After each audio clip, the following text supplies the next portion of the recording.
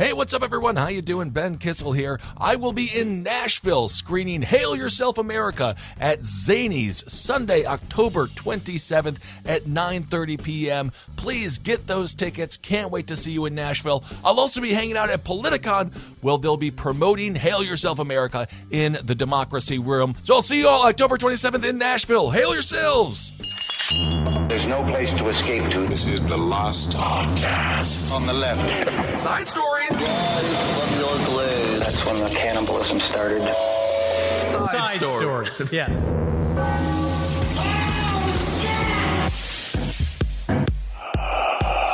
I am not fucking around here, Kissel. I am spooked. What's going down? The gremlins in my house are being very active. It's not even funny. You think it's gremlins? I don't know what the hell it is. That's what I'm calling it. It's some kind of entity. I've been dealing with this, as I've been talking about in the show the last couple of weeks. It's obviously the Halloween season, so it's time appropriate. But, I mean, Jackie started it about a year ago when she was living in the house. She kept saying that I had an upper stairwell that goes up to, we have a little roof spot on the top of our apartment. Right. And Jackie was like, this little ghost that lives up in that corner. And I was like, whatever. And then the remote controls went missing, right? And we found it deep in the back of the couch, right? Didn't know how the fuck it got there, which is fine, whatever. Cool. Stoner. Right. Bullshit. Yes. Because that's what everyone is thinking. Yeah, that's usually where it goes when you fall asleep on the couch. Yes. Sure. My belt's still fucking gone, right? My belt is gone, nowhere in the house. Natalie's like, it's somewhere. And I was like, I have dug everywhere. I know I've looked for this fucking belt. It is fucking gone. It's not that big of an apartment. It's not like we're living in many rooms. Or no. Scrooge McDuck. Yeah, swimming in coins. I don't want to smell like blood all day unless I've earned it. Absolutely. So what is going on, man? I don't know. So last night, we come in the house. She's just like, Nat's talking about it. She was missing something the other day, and she's like, oh, it's your gremlins. And I was just like, I know it's my gremlins. You know, because Amber also said that the house is also haunted, but Amber is also, you know, like myself, we are technically unreliable people. Amber Nelson from Brighter Side, of course. Yes. Last night, I come in from the gym, and I got my house keys. It's stuff that's always very important. It's stuff that I have to go scrounging for. Right. And I go right into making dinner. So I'm making dinner, and then I go to walk Wendy. My keys are gone. I go to look everywhere. Like, I have, like, 2 spots that I normally keep my keys. Uh-huh. They're gone. It's not there. I tear the fucking house apart. Like, I go through every section of the house. I'm literally just, I'm going through looking through all the shoes, seeing if I left in the fucking refrigerator, all the stone bullshit. Always check by the ham. I've done that before. I found a lot of weird things in the refrigerator. No, a lot of I do remote that. controls. I've done it. Yeah, I get you. I've done it too. But I wasn't hammered yet. Okay. And then all of a sudden, I'm just like, man, my keys are gone. My keys are fucking gone. So I go to move, like, my traveling bag. I go to move it out of the other room because we're trying to like move things around because we're planning a move. So I'm just trying to condense everything to another room. I lift up my traveling bag and I hear jingle. My keys are zipped up in the inner bag. I'm getting chills. My keys are zipped up. There's inside the inner pocket inside of this bag. And I did not do it. I know for a fact I didn't go into the bag? You didn't? I absolutely did not do it. This thing is saying hello. Wow. I don't know what the hell is going on here, dude. I am legit spooked here, man. It's this scary is spooky stuff. Central, dude. It sounds like it. Maybe it is time to move. I hope it doesn't follow you to whatever house you end up living in. Oh, my. Well, it's the spooky season, and there's a lot of ghouls out. Welcome to Side Stories, everyone. I am Ben, hanging out with Henry Zabrowski. And you know what, man? I'm going to say this. I'm at a level orange. I'm at level orange. Oh, you're going with the terror alert list that we used to have in the early 2000s that meant nothing? I'm at an orange. Wow, we're at terror level orange. Totally forgot that ever happened. Remember that? People would be like, can't go outside today. It's terror level orange or red. And it's like, it means nothing. Okay. It means nothing. But I'm going to say congratulations, buddy, because for a long time, as long as I've known you, you've said, I just want it too bad. I want to be haunted too much. I'm too desperate for it. I'm coming off. I'm thirsty. I'm thirsty for ghosts. I'm thirsty for scares. But maybe, just maybe, you met love in ghost form, and now that entity is going to, I guess, continue to hide everything that's precious to you. I haven't seen shit, though. That I will say. I haven't seen anything. You got to set up... Have I seen, because it's like, the thing is that I wonder why, it's like, is Wendy nervous all the time because she's just seeing fucking, like, a man with a top hat at the top of the stairs going, oh! Like, is that why Wendy's scared all the time? Right. Or is he just a chihuahua? Or it's like, why am I agitated all the time? Is it just because of a personality disorder? Or just because you're Polish? Well, that's the blood pressure. Yeah. And the body hair. I mean, maybe that's the perfect storm. Maybe that's what gets these entities going. They feed off the nervousness of the Chihuahua and then the overall anxiety mixed with aggression of the Polish. It's like opening up a window. What you got to do is start setting up cameras. Like, remember the movie Oculus? You got to start setting up cameras, get some mirror play going on. You got to find this stuff, buddy. I'm close to it. Okay. I mean, Nat doesn't really like the idea of having cameras in there because she's afraid of the cameras getting hacked like in the movies. Well, it's kind of like the movie 13 Cameras. Great horror movie if you want to check it out. Absolutely. It's really good because Nat doesn't want to be involved with anything, where she's like sauntering around giving the show for some haunted super, which I totally understand. Got it. But one day I will have control and I might put out a camera. Dude, just to see what's up. And you don't even got to go to the cloud with it. You can go old school, get some VHS cameras. Get some tape. Yeah. Physical medium. I'm just saying, because you guys did really good with these emails. We're about to get spooky. Yes, today. indeed. That's what this whole episode's about, is that it tis the season to be spookified. I'm on edge. I think the country's on edge. And I think that's good. All right, because we're changing. There's skeletons everywhere, and I'm not just talking about the models in Los Angeles. Oh, my. I'm talking about there are talking skeletons out there, and that's legit. I actually don't know if that's for certain. But if they were, this would be a good time for them. I did just read an article where the modeling industry was really applauding themselves because they allowed a woman who was like 107 pounds to be a model as opposed to 104. And they were like, we did it. Normal-sized women. And it's like, I've never seen that before. Was that for the diabetes line of Calvin Klein? No, it is. I guess it's brave of them. I don't know. I don't think they need to be applauded for showing normal people. And that woman was still extremely, extremely thin. But anyway, let's get on with some spooky spaghetti. Henry, would you like to start us off? Okay, guys. So you're at home right now. Maybe you're washing your dishes or whatever. Oh. All right. Maybe you're washing your dishes. Maybe you're wondering whether or not you locked your back door. You should go check it. Because if you don't know for certain that you locked your back door, that door's fucking open. Oh, okay? My God. That's just how it is. Check the back seat of your car before you go out to get grocery shopping because people hide back there all the time just to ruin your life. Yeah. And it happens 1 in 5 times. You go to the grocery store. Really? It happens 1 in 5 times. I'm being Oxygen Network right now. Wow. If you have breasts, every 1 in 5 times you go to the grocery store, there is a man sitting in the seat behind you just trying to either go to the store with you because he's innocently insane or he's planning like what he's going to do to you. And just because he hasn't made himself known, he's in there. Okay? But in order to combat that, what's really important to do is what I got some now is I got some new Zika. It's not the virus. Okay. But I got this new Zika weed line, a hybrid. It's kind of relaxing. It's good to measure it. What I like to do now is really important, especially if you're home, if you're in the bath right now, if you're a big fat guy in the bath and you can watch your fucking body hairs kind of float above you, finally free from the weight of your personal gravity. Yeah. Let them dance. Let them dance to the tune of you getting that last podcast in the left grinder. Oh, yes. Sure. I don't know if you can. Yeah. But you grind up some hybrid. Right? That's what I like. I like a nice sativa-leaning hybrid, right? You grind it up nice and fine, layer it down. Then, little scoops of keef on top of that. Another layer of the ground-up hybrid, right? Okay. Fucking toke it. It's important to get that fucking spice stacked, right? Then, sativa edibles on top. Let it ride out. Wow. Let it ride out. Be incomprehensible. And now what I'm doing is I'm keeping my keys and my remote controls in my pockets. That's smart. But now you're not recommending people drive to the grocery store after doing all of that, right? I mean, drive slow. Drive slow. Yeah. If you're gonna. I would say go to the grocery store first. Then you got to stock up on your snacks. That you're probably correct. Yeah. And if you're at the office, take your shirt off. Because we're about to get some phantom bene inside of your fucking assholes. All right, let's listen to this. So we're having here today. You guys did great. You guys sent a bunch of your emails. We're going through this one at a time. We got 2 weeks of this fucking spooky shit. Yes, so indeed. Be prepared. We're going from real to not real, right? Mm-hmm. So this email comes to us from a listener who says that this story is real.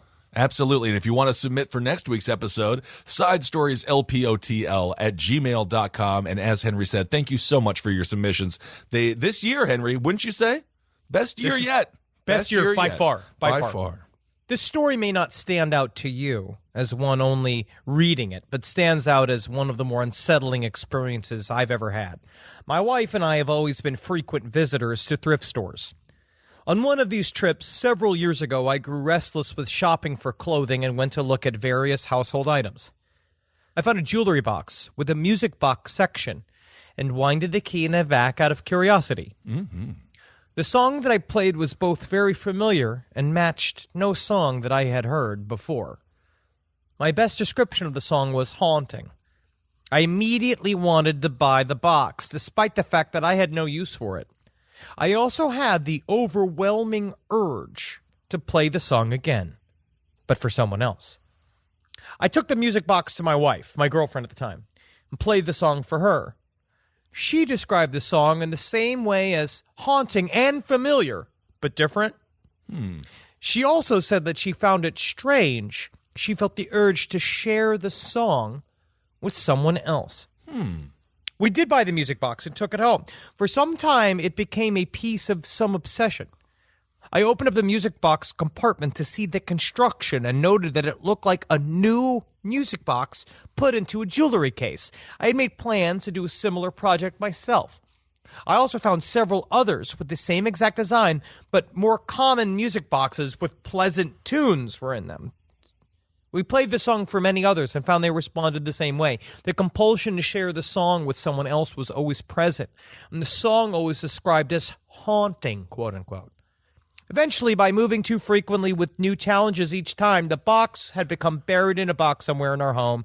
The urge I feel to share the song comes back with a simple thought sparked for it, to the point that my greatest desire right now is to go home, dig out the box, and send you a recording. The melody I have not heard for years is back in my mind and will likely take days to drown out. Losing any degree of control over my desires and actions terrifies me, and I know that all my goals can be derailed with the turn of one key.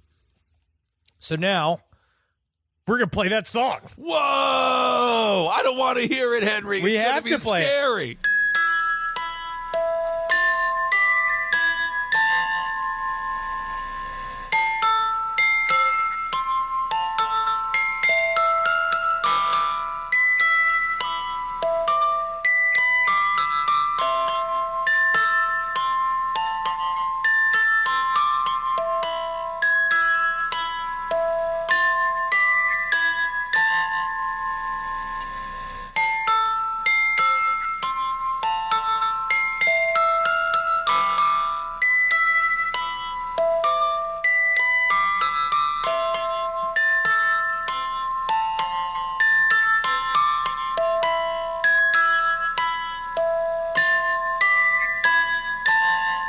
Look up behind you, it's a ghost! Whoa!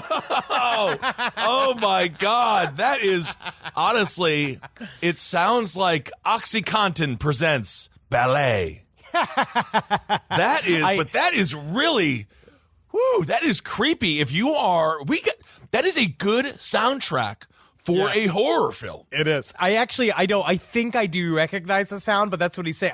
I want to say that some piece of classical music, or it's something. It's like a Tim Burton theme or something. Oh man, that was awesome. Well, thank you so much for sending that story in, and for, that did send some chills down my large spine. Ooh, that's a lot of chills. That's a lot of chills, my friend. All right.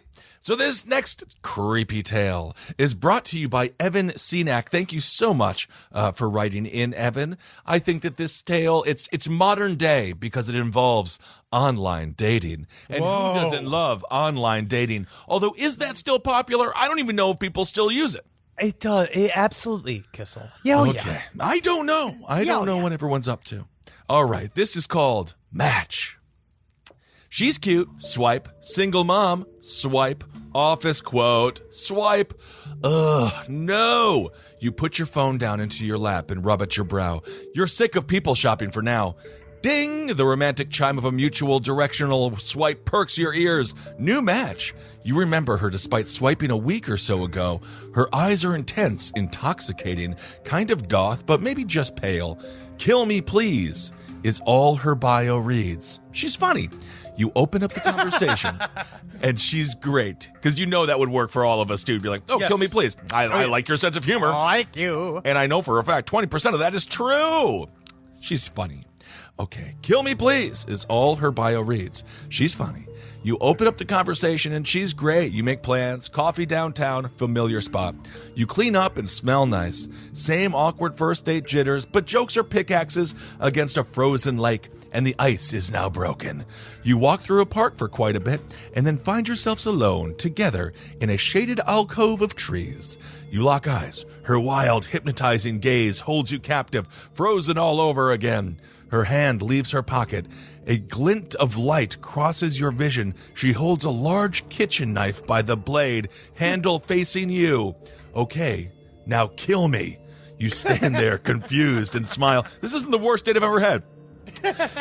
Okay, now kill me. You stand there confused and smile fading as she wraps your fingers around the wood shaft. She gets louder and louder and starts pushing you more and more violently. She shoves you to the ground, and the knife now in your hand catches her on her forearm, and the sudden gush of crimson blood spritzes your face. What the fuck? Why? Why me? You plead as she looks down at you. Because you had a dog in your pics. That's what she says.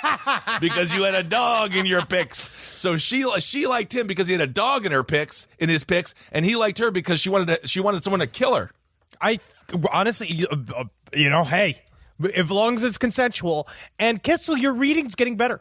You know what, buddy? I'm beasting this stuff out. Really beasting it out. Have you been going to one of those after school programs or like one of those things they do for ex-cons? No, I have been. I'm taking my life back. I know I gave the first half of my life to the streets, but now I'm giving the second half of my life to the books. To the books. I did just purchase 30 books for a 4th grade class of a friend of mine who teaches there.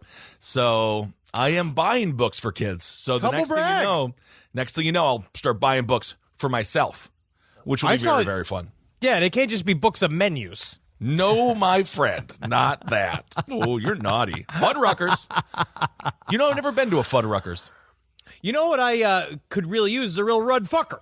Uh-huh. All right, here we go. This story is called The Tingle by Eric Barton. Ooh. I was taking a red line home from downtown Chicago later than usual on a Friday night. The car had a distinct smell of piss, which it's a big city and it's bound to happen. Uh-huh. I was more peeved when we got to the Addison stop and the car was packed to capacity by drunk, out-of-town Cubs fans, most of whom are not interested in being human. But having moved to the city from a small town in Texas years ago, I learned to just let it go and mind my own business. I turned to an episode of Wizard and the Bruiser, one of the fine shows on the Last Podcast Network, and settled in for the ride.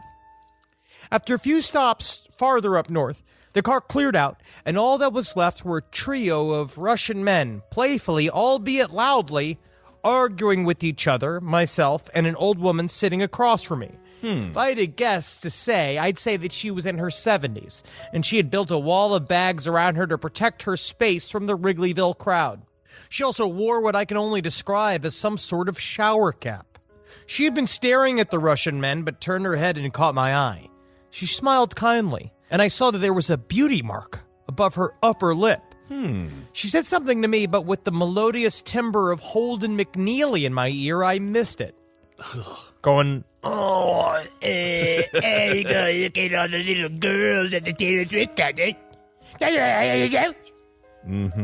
Sorry, I said, removing my earbuds. She said something again, but this time I realized it was certainly not English. I apologized again and muttered the word English, embarrassed that Texas public schooling only had offered Spanish 1.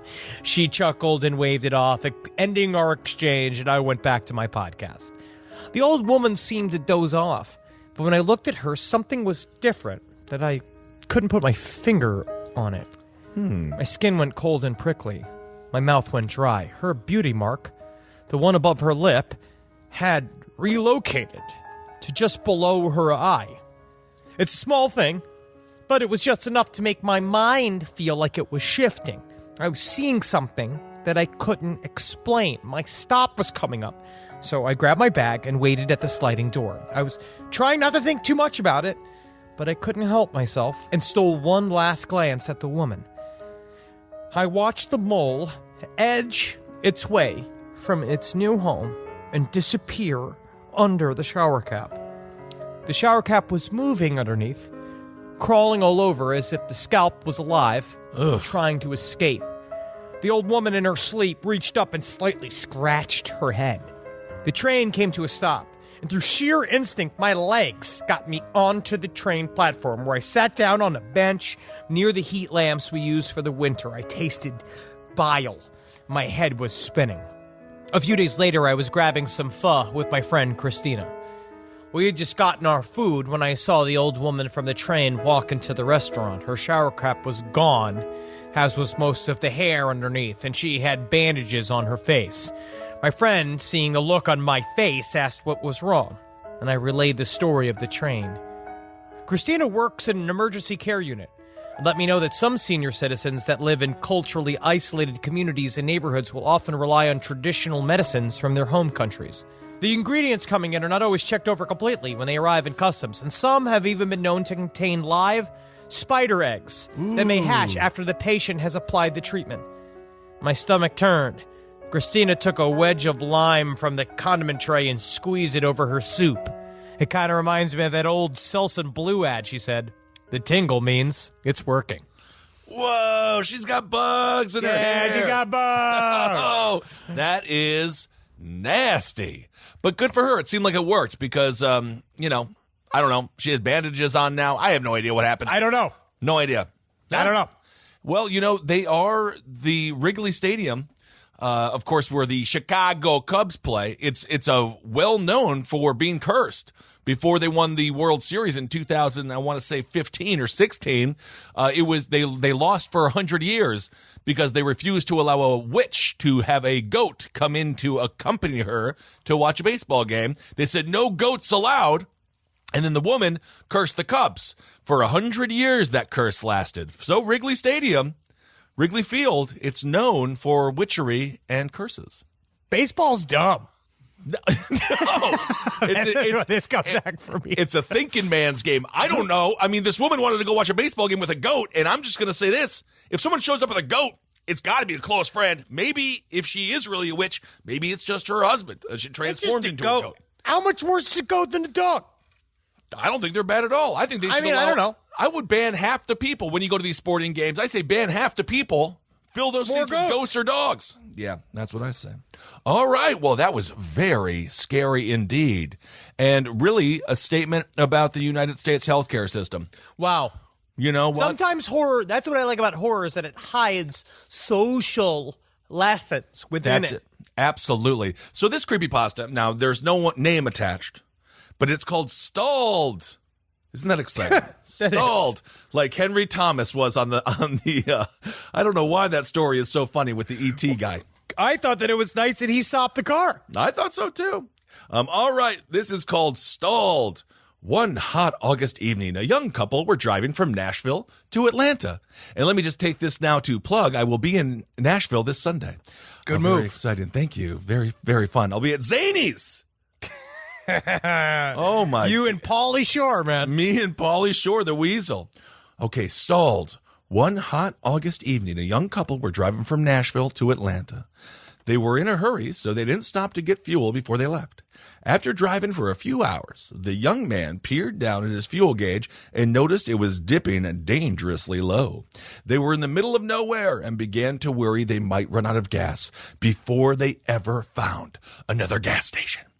Just as they were about to lose hope, they saw dim lights of an old gas station just off the main road. They quickly pulled in, and the young man began pumping gas. It was expensive, but they had no other choice. After he finished pumping the gas, he told his sweetheart he needed to use the bathroom. He went in and sat down in the stall, relieved that they would be able to safely finish their journey. But when he reached for the toilet paper, something strange happened. No matter how hard he tried, it wouldn't tear. He kept trying to pull it apart, but he soon realized there were no seams for easy tearing. Ooh, this is getting scary. His mind began. Nightmare. I never take one sheet at a time. They try to tell us that we only need one square at a time. Oh, that's a corporate lie. That is. I mean, I wish it did. I wish my guts were not as full of grease. If you use one square, you're just wiping with your hand. So he goes on. So there's no tearing of this toilet paper. Very scary stuff. His mind began racing as sweat started beating on his brow. He was pulling on the TP, but no matter how he tried, he could not tear it. He threw his hands up in defeat as his face flushed with embarrassment. But then he heard a quiet voice from inside his head. Yeah. Wipe it on a towel. You're going to have to use it all. That's what the voice said, Henry. You're going to have to use it all. At first, he refused. This was simply too much toilet paper. It would clog the toilet. Eventually, he relented and began folding up the entire roll. But suddenly, he realized that it was stuck to his hands. He felt himself being pulled by the toilet paper, wrapped up in its coarse and cheaply made fibers. He's wrapped up in its coarse and cheaply made fibers. He felt suffocated as the paper squeezed the breath out of his body, and suddenly he began to black out. He awakened several hours later and found himself sitting on the back of the toilet, unable to move. He was surrounded by toilet paper rolls. The voice in his head returned, but this time with a blood-curdling scream. You are the toilet paper now! No! You are the toilet paper now, the voice screamed. He sat there in horror and disbelief at the way these events had unrolled. There was nothing he could do. The stall door began to shake. He stared in disbelief as it creaked and finally flung open to reveal a 350-pound trucker who had just finished a meal of chili dogs and gas station sushi. This would truly be a terrible experience. Yeah! Toilet paper monster! He became a toilet paper monster. No word on the girlfriend. No. But anyway, no. She probably she got left. X'd out of that. Yeah, I she think got X'd out of that. She moved on. Yeah, I mean, once your boyfriend becomes a toilet paper monster and now he has to wipe the butthole of a 350-pound trucker who just ate a bunch of chili dogs and gas station sushi, then you gotta break it off. But honestly, if she can't see you through that, you know what I mean? Don't deserve me at my best. That's right. If you can't handle me, my toilet paper monster, then you don't deserve me at my going to your father's funeral with you. It's like if you date a guy for a year, then it turns out then he gets like lung cancer or something, and then now you're locked in. Right. Unfortunately, now you're locked in. You got to stay with that person for a while, unless you're a bastard. Unfortunately, you are technically correct to leave. Unfortunately, especially if it's been like a year in, you are. If I were if this was a morality court and I was your lawyer, I would say you are correct to leave because you don't know this person. But by the court of everyone else, you're a bastard. I firmly believe this whole sickness and health thing, right? It's big. It is big. But that's the whole point of getting married. The whole point of getting married. But if you get paralysis, I'm gone. No, then because you're not a person anymore. Oh, that's a controversial statement. No, I'm not saying that. That's a controversial statement. No, that's not true. You are a person. What I'm saying is, if you're in a coma for 30 years, yes, that's different. That's what I'm talking about. That's different. But if you could still get it up, you could ride it and probably get a baby out of it. Oh my goodness. Because sometimes in comas, if you play with the dick and balls, the dick can just get hard. Uh-huh. Oh. I don't know that I don't have for example. Like I haven't. I'm not a nurse. I'm not one of those criminal nurses. Thank God you're not a nurse. Nurse Zabrowski here. What do you need? Do you need a needle? Do you need me to punch you in the face? Work it off. take 25 milligrams of sativa and call me when your belt goes missing. Absolutely. I was being satirical. Okay. You're a bastard. No. Now you're a bastard. No, I was joking. Rise from your grave. Rise from your grave. Here we go. This is a real story. I woke up abruptly to the sound of footsteps rushing up the stairs, and immediately my heart rate quickened and my senses heightened. The steps sounded almost clumsy and with a bit of a drop foot shuffle, but the pace was quick. Before I could make a sound, the man rounded the corner to my bedroom and made a beeline to the side of my bed. As he looked away, inches from my side, he took deep, exhausted breaths. I couldn't believe what was happening. Somehow, my German Shepherd, who lay at the foot of my bed, and my husband, who lay sleeping without any inclination of the sudden stranger in our room. My mind was a flight of ideas trying to plan my move. As I tried to scream, nothing came out. With all my courage, I faced the intruder and finally managed to whisper, "Who are you?" He seemed startled that I spoke to him, and he turned to face me. Instantly, I knew him. I was staring into the aged face of my father, who died 8 years ago of early onset dementia. He was 56 when he passed, and due to his demented brain, had developed a shuffling gait in the advanced stages. He looked directly at me and seemed to understand how scared I was. He reached out his hand and touched my arm, and instantaneously, every bit of adrenaline that had surged through my system disappeared. An overwhelming sense of calm rushed over me as my heart rate normalized, my breathing slowed, and I no longer felt afraid. He kept looking at me without smiling or making any real facial expression, but he seemed content that I was no longer afraid. And as we continued to lock eyes, he slowly faded away. I got the impression that he came to protect me or warn me of something. Perhaps he just wanted to chill. This happened about 6 months ago, and I haven't had any visitations from him since. And although every night before I sleep, I wonder if my dad will stop by again. This was the first visitation, quote-unquote, for my father. However, I had a similar experience years ago in another house when I woke up to a 40-something-year-old man in a hat, wardrobe looked to be 1920s, 1930s, staring intently at me. I'll say his stare was quite aggressive, as if I was not meant to be there. As I kept his gaze, he too slowly faded away. I can still remember his face. Cool. He's like cool. He's like Kurgan from Highlander. Yeah. Yeah, dude. Well, That's fucking sweet, dude. It's like fucking Obi-Wan, dude. Indeed. It's kind of nice to have one more chance to stare in your father's disappointing face. Or disappointed face, rather. That's just how it is, man. Yeah, that's it. That's just how it is. So that's good. Just know that wherever our parents are in the afterlife, that's how they're staring at us. Absolutely. Not smiling down, more just kind of like grimacing and, You doing that? Yeah, still doing that, huh? Doing that thing? Yeah, you won't be complaining when I buy you a pool. I don't need any more. I'm dead, Henry Thomas. I'm dead. Oh, now I can watch and really see what you're doing. Oh, because Henry Thomas, you never tell me anything about your life. I have to listen to the show to know. Or as my mom said, she bravely, after the live show, she saw us in Tampa. She's like, I know it's a persona. Which is nice. She doesn't understand. It actually is. It is me. No, your mother was wonderful, and she came to our show in Tampa, and the Tampa crowd was incredible. Miami was so sweet, and thank you to everyone who came out to our show in Orlando as well. Incredible, beautiful people. People always, they dump on Florida because they got the sunshine laws, so we get to see all of their weird tales. But in reality, it's a beautiful place full of pretty hot people. Killer crowds. Yes. Killer crowds. Everybody's cool. Hung out with a bunch of fans after Tampa with my friend Kat, my friend Ian, some people out there. It was like we got to see some people. That's what's awesome. And yeah, attractive audiences. I went to a place called The Hub. It was right by where we performed in Tampa. They were sweet enough to give me a t-shirt for free, and I was going to wear it the next night at the show. But the thing is, The Hub has a lot of smoking, and I put it on and I almost vomited because it's probably been marinating in Florida tobacco, in Florida cigarette smoke for a good 20 years. So I gotta wash it. But then once I wash it, I will wear it because I loved that bar. All right. This tale comes in from a fella. His name is Sam Perez.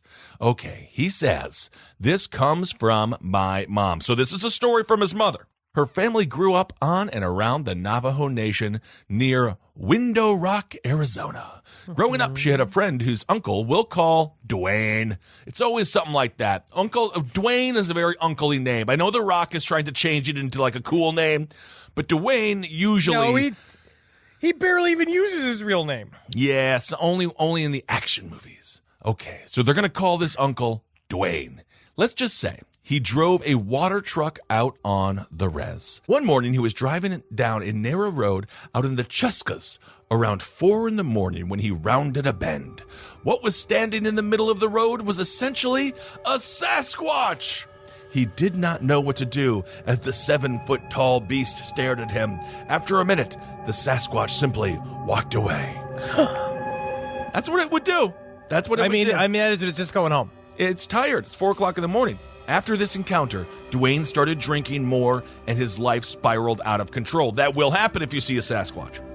Yes. A couple years later, Dwayne took his own life. My mom's friend revealed that Dwayne had seen this creature. The thing with Sasquatch in Navajo is that there are beings that can assist in ceremony and are generally viewed as good. That's what I thought, generally good Sasquatch. My mom was confused as to why Dwayne would have descended into all of that after seeing a Sasquatch. A year after Dwayne's death, their family uncovered a lot of unsavory facts about the man. He was not a good person. My mom believes that he was on a dark path, and the Sasquatch showed him the error of his ways, and he could not handle it. A bad man took his life, and maybe being gone is a good thing. Whoa! All right, there it is. The Sasquatch was like, yo, Dwayne, you're not doing very good. Although it does seem like he's delivering water to everyone on the reservation. That's a good thing. Oh, yeah. I think that is nice. It's kind of key. It's essential to life. But maybe the Sasquatch was like, Dwayne, you got to change your ways. And Dwayne was like, I can't do that. And then he invested in Anheuser-Busch stock, and boom, tried to make some money. That's how it is. It's fine. These are your people.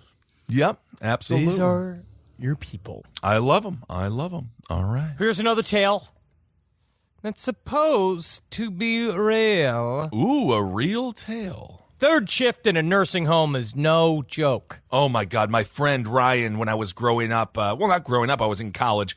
Oh, but aren't we always growing up? I'm still growing up today. But my friend Ryan worked in a nursing home. And, I told you that story about the skin tears, right? Yeah, this shit's fucking terrifying. Yeah. Okay. I'm very scared of growing older. Not really, but at the same time, I feel like I'll get better. I'm gonna be like a nice wine. Yeah, absolutely. But with an H. Yep, finer with age. Hello. Third shift in nursing home is no joke. I've worked in the field for years, and third shift is very different than the daylight hours. Mostly the noise. It is terribly quiet for long stretches of time, so that you can find yourself kind of zoning out, only to be snapped out of it by an old woman's scream or the panicked, confused yelling of an old man who has forgotten where he is. Laughter is worse, though. One faculty I worked in did not confine patients to the rooms at night and allowed for supervised free roam. A lot of folks don't sleep well at night, and some would go to the common room to play board games together or watch old movies. We dim the lights in the main areas and shut them off completely in the hallways to the guest rooms so as not to disturb the sleep of those who can manage it. The hallways had a single plate glass window at the end and let in some moonlight, but we still had to carry flashlights on us to navigate. I was walking one of the corridors, listening for any sounds of distress from the rooms, when I heard someone laughing at the end of the hall. Low belly laughs. Guttural. Ed Larson from Brighter Side? Is that you, Ed? No, you can tell me what by the signature smell. It's ham. We left ham out. Oh, I love ham. I looked to the end of the hallway, expecting to see a guest silhouetted by the moonlight through the window, but there was no one there. The laughter continued, though. More focused on me now, like it had noticed me, and I had its attention. I clicked on the flashlight and aimed it down the hallway to reveal nothing but one of our fake potted plants sitting next to one of the dozen or so identical resting benches that were littered randomly across our facility. You can't give these old people nice new flowers. No, you can't. Honestly, it's better for them to be fake so they don't eat them or whatever. I don't know if they do that. I started towards the bench, and the laughter came quicker and higher in pitch, more giggly and more rapid. Oh, my. As I got closer, my light exposed one of our patients, a man, laying underneath the bench on his side with his back to me and facing the concrete block wall. He was fully naked, except for a pair of black socks, and his arms and the top of his head, he was mostly bald, he had that Friar Tuck hairstyle going on, were covered in bright red streaks of blood. Ooh. The blood was flowing from his fingernails as he was trying to scratch his way through the wall.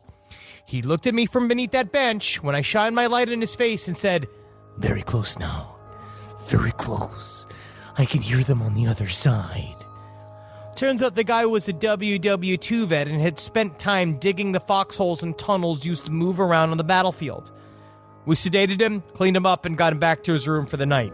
By the time I found him that night, the guy had lost most of the fingernails on both hands, as well as chipped a few teeth. Apparently, he had resorted to biting the wall once his fingernails had been ground down to the meat. Yikes. Well, Thank you, Kason. That is why it's the greatest generation. You know what? If now a millennial, what are they going to do? A millennial, he'd given up once he didn't get a handout from the government. Absolutely. Once you crack one nail, you said, I'm not even going to try to dig through this wall anymore because I think I'm having a WW2 flashback and I think there's a Nazi on the other side of it. I'm not even going to try anymore. The greatest generation, even in dementia. That really is very frightening. The eating of it, that you can just see that happening. And honestly, we saw something very similar to that on East Hastings Street when we did our show over in Vancouver two or 3 years ago. That person I'll always just be haunted. digging. Always be haunted. Something about just seeing nails cracking on concrete that is forever horrifying. I used to not be able to watch horror films that had a lot of nail or tooth stuff, but now I've gotten past. I'm just deeply fucking desensitized. Yes. And when you mentioned the old man bald with naked, just wearing black socks, I also thought about Governor Spitzer. Remember that? Yes. Elliot Spitzer. Yeah. I always think of Spitzer. I always think of his fucking, what his butt must have looked like from behind as he was with, was it lady number 9? Was it client number 9? Ashley Dupre, who then... She was beautiful. She was, and she had a short stint in the New York Post writing a sex advice column. But then people didn't really take her advice too seriously. I don't know. I don't know. I feel like that's exactly who you want to talk to. All right. I will do this one. It's called My Hair. My hair. My hair. It is a little bit long, but we're gonna get right on through it here because it's a spooky spaghetti. Okay, My Hair, and there is no name of the author, so thank you so much for submitting. And again, if you want to submit your stories for next week's episode, sidestorieslpotl@gmail.com. Shoot us your stories. We love going through them. My hair. Okay. The last thing I own of value is my hair. Everything else has been taken from me. My home, with its empty windows and hiding spots, gone. My clothes, what little I had, what little I needed. Those tattered rags that hung from me like poor dead things, gone. My blankets, my candles, all those worldly possessions that defined me, gone. Taken in the night by men in screaming machines and flashing lights with blue shirts, black boots, and shiny badges, who exchanged my memories for a slip of paper that said I couldn't live there anymore. That's not good. Rent is crazy. But my hair remains. This is all just going to be about rent stabilization and what's happening in San Francisco and in New York. But my hair remains. Oh, my beautiful hair with its soft flowing locks. Fuck you. Hey, Henry, do not get upset, Henry. Fuck you. The person doesn't have a shirt. Okay. So, but the only thing that remains, my beautiful hair with its soft flowing locks, velvety strands that brush through my fingers, dry and crisp, silky and shimmered with youth. Yes, my hair remained. for that they could never take. My hair is only valuable, of course, because I take care of it. Every day I wash it. It was easier when I had a home and the facilities to clean it in, when I could lather it with the finest shampoos and scrub away the dirt and grime, rinse it in the shower's domestic drains. It's a little harder now, but that doesn't stop me. No, no, no. I always persevere wherever my hair is concerned. I've developed a little routine, you see. Each morning I prance down to the little river, that bubbling stream near the edge of town, where the people with the mean faces and mean eyes can't see me, can't whisper mean little comments under their sick breaths with nasty smirks and turned up noses. No, not here, they don't. So she's washing her hair in the water, Henry. I know. That's bad news. That's not good. It sounds like it smell like you've been swimming in raw sewage. I love it. I love it. I let the hair float a little while, let it relax, bouncing up and down as the current bobbies it, like a crying child being soothed on its mother's lap. And then I put my hands over it, and I whisper to shush it. I say, it's okay, I'm right here. It's okay. I won't let you go. I'll never let you go. And I hold it down, and it squirms. Oh, how it squirms and fights to get back up. But I hold on, and I hold on, and I cry a little because I know it's scared, and I don't want to hurt it, but sometimes you have to hurt the ones you love because you love them, and I love my hair, and the river is cold, so cold around my hands that they go numb, and you can't feel them anymore, and you can't trust them, and you can't trust them then, because you can't feel your hands, so you can't trust them. Like that. Like how you can't trust those men in the blue shirts who will knock on your door and yell at you and kick you out, so you're cold again, so cold and alone, and the mean ones come back and laugh at you, and then my hands let go, and it all comes back up, and I hold it and tell it how clean it looks, and that I'm sorry. Henry, did you try to do this with your hair? No, I did, and then I pissed it off. Oh, I see. I like to walk back the other way then, through town, and past the playground. Sometimes, if you're too early, it'll still be quiet, and only the birds will laugh at you in the trees until you come near, and then they'll see you and fly off, leaving soft little feathers in their hurry. But if you're patient enough, like I was today, under the bright morning sky with only a few fluffy clouds, when it looks more like a reflection of the sky and the sea, and the playground has a little sandpit just like the beach, it's so gleeful. And oh, how they love to play in the sandpit. They giggle and run, the little ones do, and then they go on the swings, and they go up, up, up, up, up, and they laugh some more. But it's not like the mean laugh, no, not like the mean parents, because they're nice, and they smile and wave at me, and I'll smile and wave back, and watch.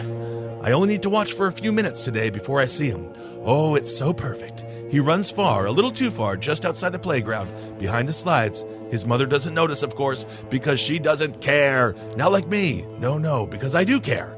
And I do notice. So I follow him over very carefully, nice and quiet, so he doesn't get scared. And when we're far enough away, that's when I reach out. I can't stop my hands and I touch it. His soft, soft hair. Oh, it's so soft. It runs down his shoulders like melting chocolate, shimmering in the sunlight that slips through the dark shadows of the leaves and trees. And my hand goes over his mouth, and I shush him and tell him it's okay. I won't let him go. I'll never let him go. My other hand strokes my smooth, bald scalp as I think of how perfect his hair will be. No! Whoa, it's children's hair! Cool. And it's fun. Yeah. Well, you could always do that. Start stalking playgrounds, start scalping kits. Nah, I'm trying not to, man. Okay, that's for the best. My big goal is to not do that. I think that's be me. It's good to have goals that you can attain.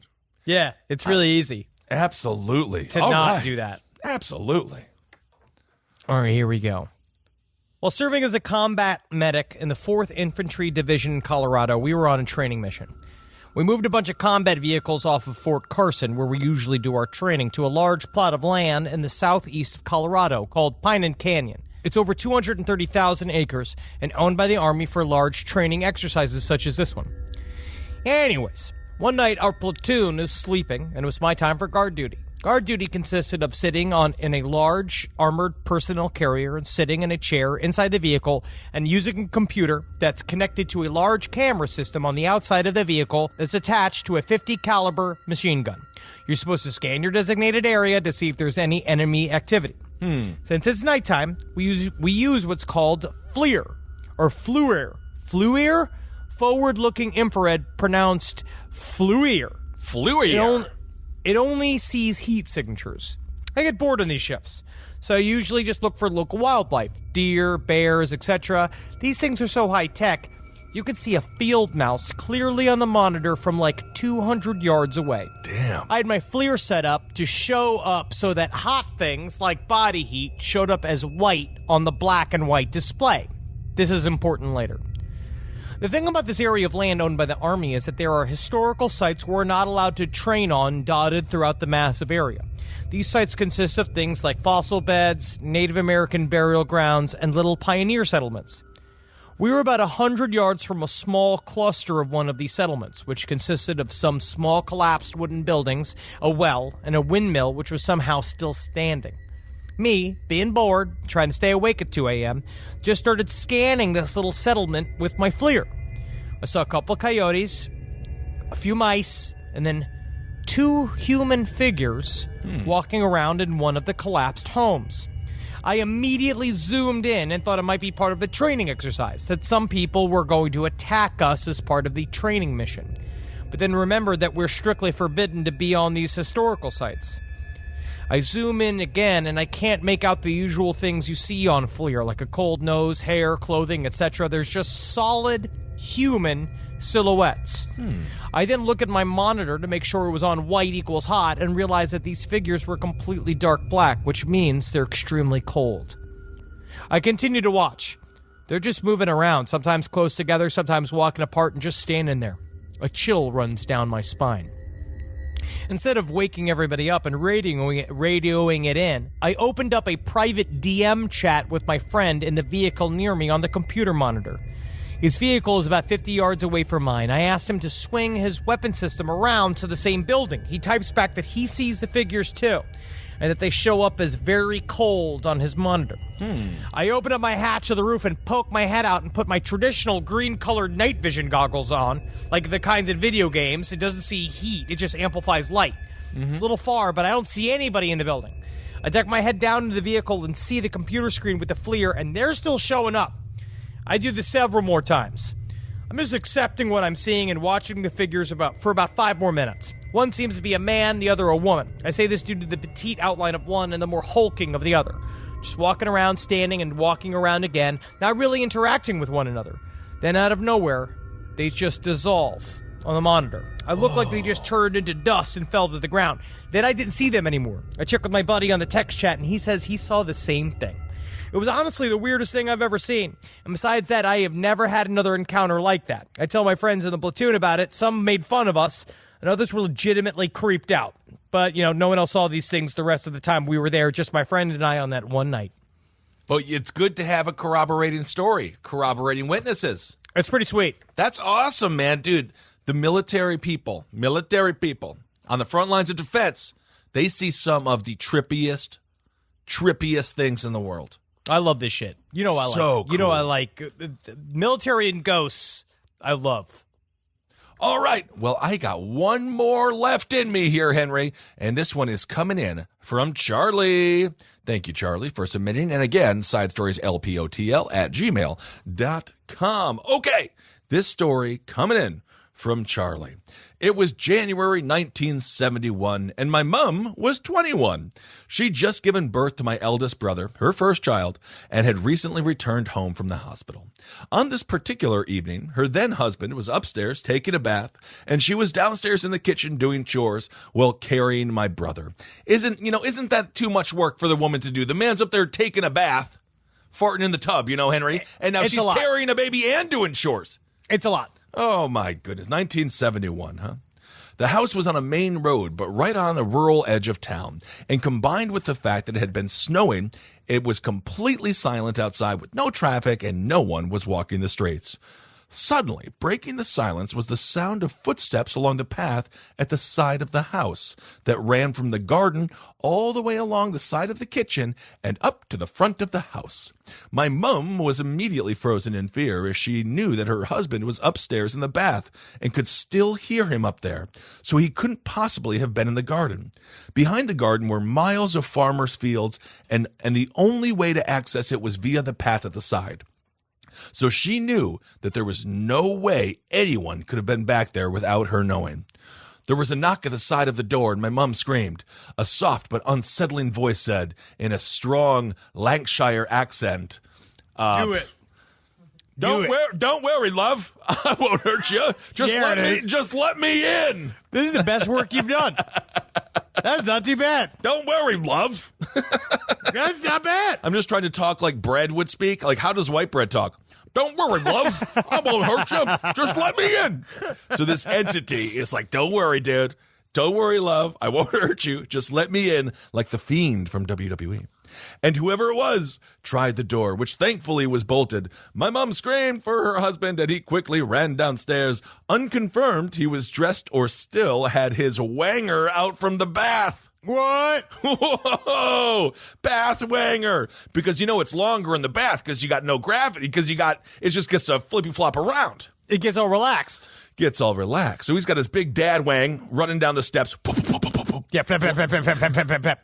He threw the side door open, and the visitor had gone, leaving footprints in the snow trailing off to the front of the house and beyond.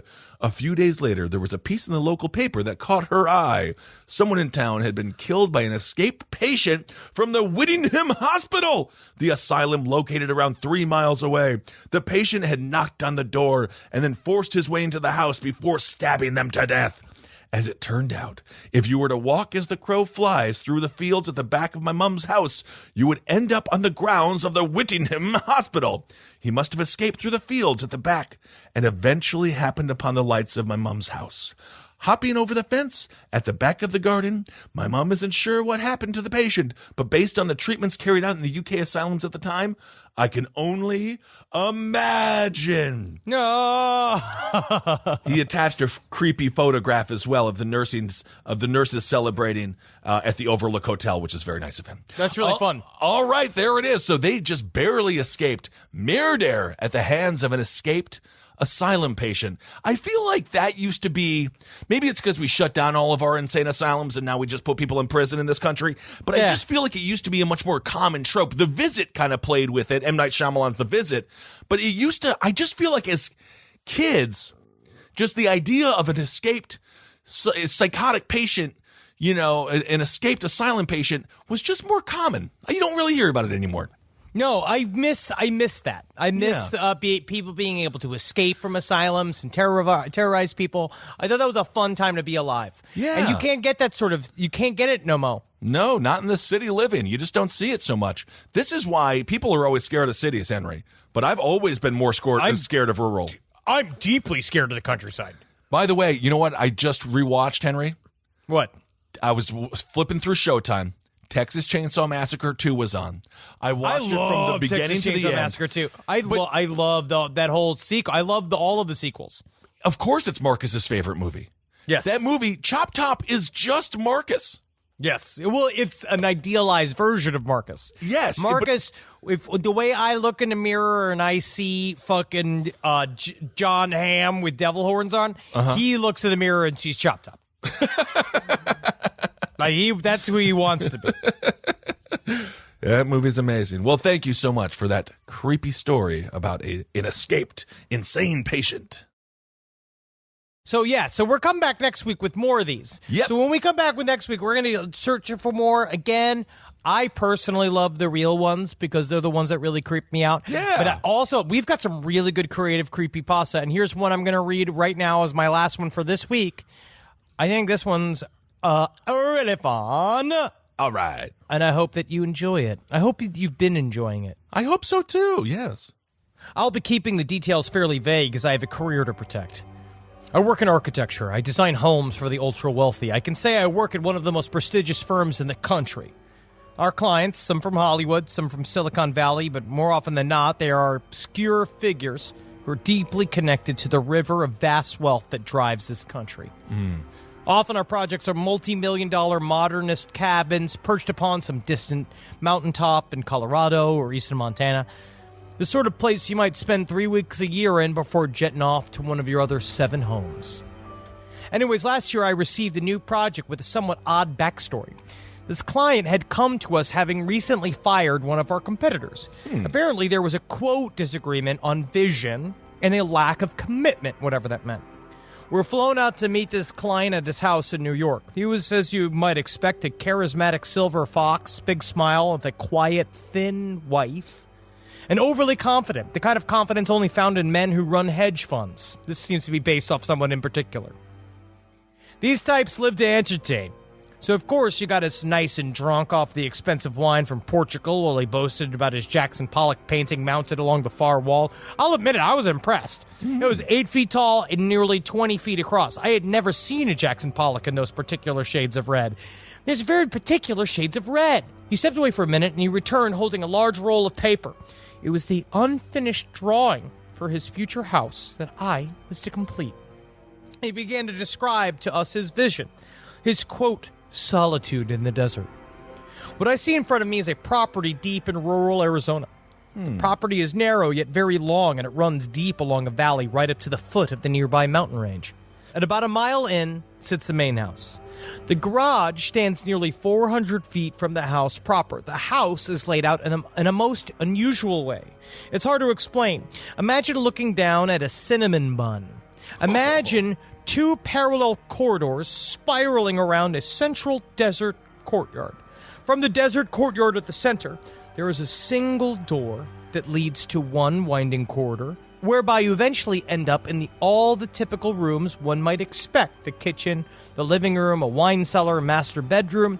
Each room is set with a single window viewing outwards to the desert beyond. He talked our ear off while I held onto my glass of wine and tried to trace my finger along the entire length of this corridor. I looked at it again, but harder this time. There was something very wrong here. I could not find any way to reach the second parallel corridor. It was inaccessible, encased, totally and completely, windowless too. There was a series of small, square rooms linked by this impossible corridor. Each room had an unremarkable name: study, library, shower, dressing, and storage. Each room lit with a single recessed overhead light. All rooms were identical in size, and no rooms had light switches. The walls were built up 24 inches deep, usually found in recording studios to isolate noise from escaping.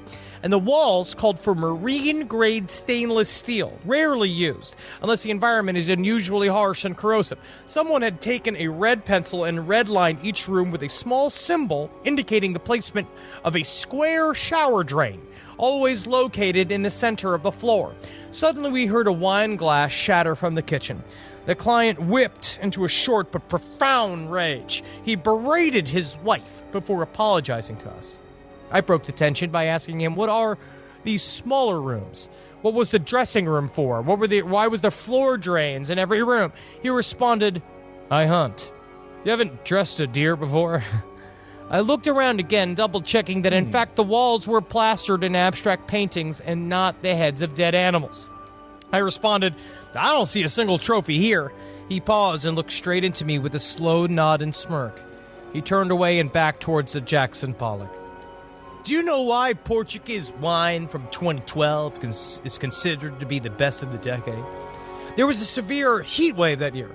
It was so intense, several hundred people died in their homes. Heat stroke, only to be found days later rotting in their bathtubs. The grapes, too. They struggled for survival in that desert all summer. You can taste it now in your glass. Their desperation, the despair, the dirt. I mean, that's interesting and all, I was saying. But there's like no big game animals in that part of Arizona. And that's it. I guess I asked too many questions. We were abruptly fired a few days later. We came across a lot of eccentric people, but I've yet to make any sense of this. I guess I finally decided it's time to share the story when a few days ago I got curious and to look over the property using Google Earth. You can just make out a small courtyard of a black house sitting along the edge of a valley in Arizona. Ooh, interesting. I like it. Sounds like a real creepy sommelier at Applebee's. Yeah. Yeah, this I don't know wine. if they're getting the legit sommeliers at Applebee's. No, I don't think they are. Wow, that is, architects, anytime you have to deal with the super ultra rich, it is a creepy experience. It reminds me of what's the name of that documentary, Sacha Baron Cohen's This Is America. Oh, they just don't look at us like we're people. No, they don't. And literally, he was playing that super ultra rich dude, and the guy was just open to getting him children. Ooh. Remember that?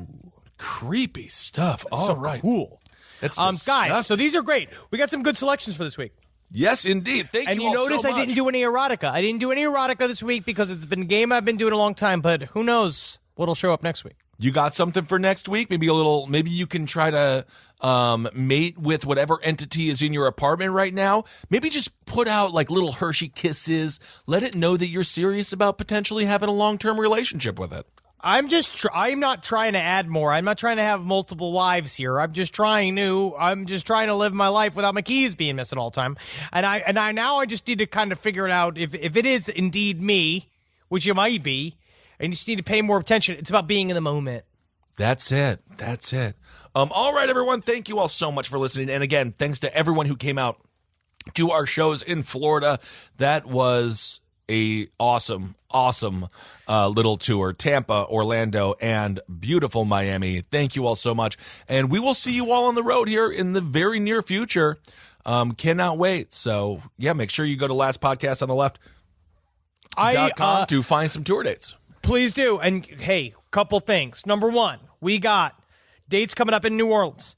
Yay. That's for, I have some people that said, people were like, where's the VIP? We're not doing VIP for New Orleans because we're filming our live show. This is going to be part it. Of that experience, if you so choose. You will see the culmination of this year's work in all of its wonderful glory. And then, of course, this show will be dead, never to return to the world again. Never again! And we're going to try a new format with our tour next year, which I'm very, very excited. We got a lot of asses in the oven. I'm not trying to be fucking Albert Fish about this, but yes, we got a lot of asses in the oven. We got a lot of bones in the chocolate here. And come out to it, and I think we have some tickets left. I think we actually might be totally sold out in Northampton and Detroit. I think we might be. Maybe. We got one more. We got also, more in Portland, man. Also, apparently, let us know where to get buffalo wings in Buffalo. I've heard that it's not even the place to get buffalo wings. They say Anchor Bar is actually not it. I heard this place called like 911. Apparently it's called like Chicken 911 or something like that. That's supposed to be the best. But let us know. Feel free to DM me on Instagram at BenKissel1. Also, I want to say, you guys, when you guys send me emails, I'm getting back through. They've got so many reached out by people from Halloween Horror Nights. I want to say thank you to the people that recognized us when we did Halloween Horror Nights in Orlando. My God. That was awesome. Helped us. It was so sweet. You guys are really, really good. Everybody that scared us, that knew us, was very, very good. Thank you. I'm going back to LA this week, the LA Halloween Horror Nights. Thank you for your questions. Thank you for answering my questions, or like at least getting back to me. And I actually have some very specific questions to ask some of you that reached out, which I will be getting through this week. And also the people that shot me emails about looking for a theologian. I am also preparing questions for you. So thank you. Yes. Your emails are seen. As I led in Atlantic City in the sad, depressed world that is casino life, Henry led at Hollywood Horror Nights in Orlando, and we had an incredible time. If you have a chance, get out there. Rob Zombie's Scare House was legitimately incredible. And we also highly recommend Universal Monsters. Those two were really, really solid. And also, we have to recommend, it's a little bit more expensive, but well worth it. Get the Express Pass. I mean, it's so much fun. You get to do a lot of stuff. But also, we live a child's life. Yes, but if you do get a chance, because then you don't have to wait in all the lines. Because we were able to beast through it. What did we do? Like 6 different things in like 90 minutes? 2.5 hours, basically. Yeah, we beasted it. We beasted it. It was fucking sweet. Yes, it was awesome. But you get out there, hey, man, live your life, man. It's Halloween. You got to put your orange shoes on, black hat on, man. It's Halloween. Live the Halloween life, man. Laugh. Ah! This is the time period where your evil laugh is normal. Yep. Live that normalcy. Live it. Love it. Enjoy it for yourself. And fucking love. This is honestly, it feels so good to be spooky. But last night when I was truly scared, I wasn't ready to be spooky. But then I realized after I got freaked out that this is exactly what I was looking for. Yep. And I should enjoy it. So that's what I'm now trying to do, is that this ghost, these gremlins are trying to make me realize I need to live in the present. Is that what this is? I think so. That's what Okay. Natalie said. Well, I hope you don't end up getting gutted by them, because that would really hurt the show, Henry. And that's what we have to think about. Not so much you as a person, but I'm thinking No. about our bottom line. No, me too. Oh, believe me, I know that if I'm dead, Wendy runs out of the farmer's dog stuff that we get. Oh my from- God! Next thing you know, Wendy, Puffin, and Georgie are just out there on the streets. Will work Everybody. for pets, whatever they're doing. Yeah, they're going to become sex workers. Oh my! Nothing wrong with that on a consensual level. They're dogs, though, Henry. That's what I mean. They was for other dogs. All right, we don't have to go into that. All right, everyone. Thank you all so much for listening. Hail yourselves. Hail Satan. Magustalations. Hail me. And again, side stories, lpotl@gmail.com. Keep on sending us the spooky stuff. Oh, by the way, if you've been like sitting in your living room or like doing stuff like alone, you're just on one side of the house, you know what I mean? Just check the other side, because sometimes people can case your house for weeks on end and know your every vulnerability, and Honestly. once you let your guard down, that's when they strike. I just read another story about a guy who was like, so weird. Like, my milk just kind of gets drunk, almost like I have a roommate, but I don't have a roommate. And then he put a camera in. It was a woman that was living in his house for like 6 no, months. that's always one of those stories pop up and then turn out they're fake, and then they pop up and it turns out they're fake. But I still love them. But Are those I accidentally fake? scared Natalie last night because Natalie was like, do you think there's somebody living in our house? And I was like, no. You know, I don't know, buddy. Just check around. You know, always check around, because literally every single time you remotely feel vulnerable, that's when you're going to get attacked. Oh my God. That's good. That's good protection. This show is made possible by listeners like you. Thanks to our ad sponsors, you can support our shows by supporting them. For more shows like the one you just listened to, go to lastpodcastnetwork.com.